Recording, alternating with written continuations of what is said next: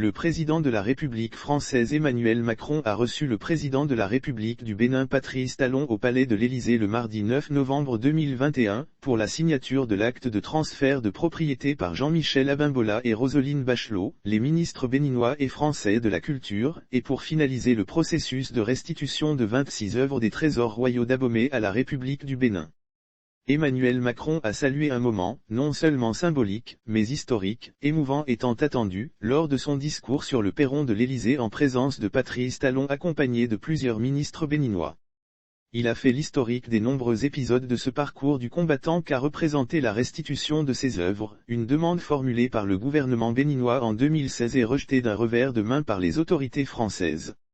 Le Premier ministre d'alors, Jean-Marc Ayrault, avait alors assuré que la restitution n'était pas possible, en raison, argaïl, des principes d'inaliénabilité, d'imprescriptibilité et d'insaisissabilité, des biens relevant du domaine public français. Le président français a également rappelé avoir pris l'engagement, lors de son discours de Ouagadougou en 2017, de rendre possible les restitutions temporaires et définitives. Prenant à son tour la parole, Patrice Talon, tout en saluant un premier pas, a regretté le faible nombre effectif d'œuvres restituées par la France. Emmanuel Macron a annoncé vouloir l'élaboration, à terme, d'une loi cadre. Il est regrettable que cet acte ne soit pas de portée à nous donner entièrement satisfaction. Comment voulez-vous qu'à mon départ d'ici, avec les 26 œuvres, mon enthousiasme soit total, pendant que le dieu Gou, œuvre emblématique, dieu des métaux et des forges, que la tablette du Fa, œuvre mythique, et encore beaucoup d'autres, continuent d'être détenus ici, en France, aux grandes dames de leur ayant droit, a déclaré le président béninois tout en échangeant des regards avec son homologue français. Puis le président béninois de poursuivre en reconnaissant que l'espoir est permis. Mais est-ce que désormais l'espoir n'est pas permis? Si, Monsieur le Président. L'espoir du retour au pays de ces œuvres que je viens de citer, et des autres, est désormais permis, grâce à vous, a-t-il ajouté. Après le très médiatique événement organisé au musée du Quai Branly le 27 octobre dernier, les 26 œuvres pillées par les troupes du colonel Dades en 1892 dans les trésors royaux d'Abomey ont, enfin, pris le chemin de Cotonou. Les statues, trônes et autres récades symboles du pouvoir royal soigneusement emballés, ont pris l'avion mardi 9 novembre.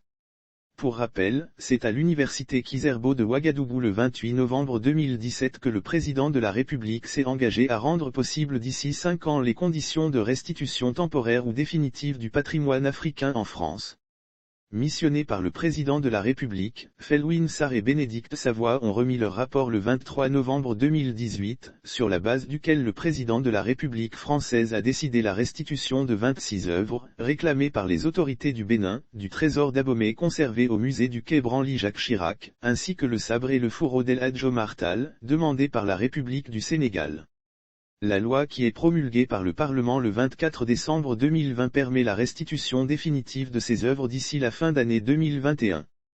Emmanuel Macron, évoquant Bénédicte Savoy et Felwine Sarr, les auteurs du rapport censé poser le cadre intellectuel d'une doctrine en matière de restitution, a affirmé souhaiter que ce mouvement se poursuive, annonçant avoir demandé à Jean-Luc Martinez, ambassadeur pour la coopération internationale dans le domaine du patrimoine, de mener la réflexion sur les critères de restitution en vue de l'élaboration, à terme, d'une loi cadre.